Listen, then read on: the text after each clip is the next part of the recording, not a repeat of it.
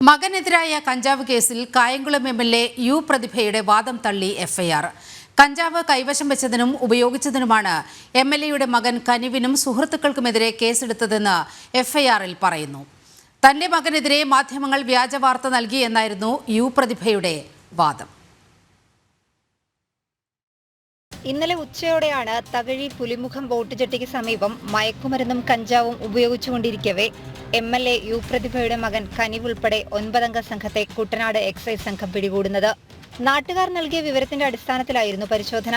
ഇവരിൽ നിന്ന് കൂടിയ അളവിൽ കഞ്ചാവ് പിടികൂടിയെന്ന് ആദ്യം പറഞ്ഞ എക്സൈസ് ഉദ്യോഗസ്ഥർ പിന്നീട് 3 ഗ്രാം കഞ്ചാവാണ് ഇവരിൽ നിന്ന് പിടിച്ചെടുത്തതെന്ന് തിരുത്തി.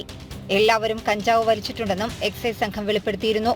എന്നാൽ ആലപ്പുഴയിലെ മാധ്യമങ്ങൾ തന്റെ മകനെതിരെ വ്യാജവാർത്ത നൽകിയെന്നും മകനെ കഞ്ചാവുമായി പിടികൂടിയിട്ടില്ലെന്നുമായിരുന്നു പ്രതിഭയുടെ വാദം.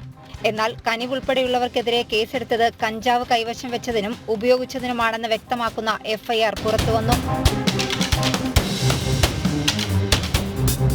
കേസിലെ 9ാം പ്രതിയാണ് എംഎൽഎയുടെ മകൻ. 3 ഗ്രാം കഞ്ചാവ് കലർന്ന പുകയില മിശ്രിതം, പള്ളഭാഗത്ത് ദ്വാരമുള്ള പ്ലാസ്റ്റിക് കുപ്പി, പച്ച പപ്പായത്തണ്ട് എന്നിവ പിടിച്ചെടുത്തതായും എഫ്ഐആറിലുണ്ട്.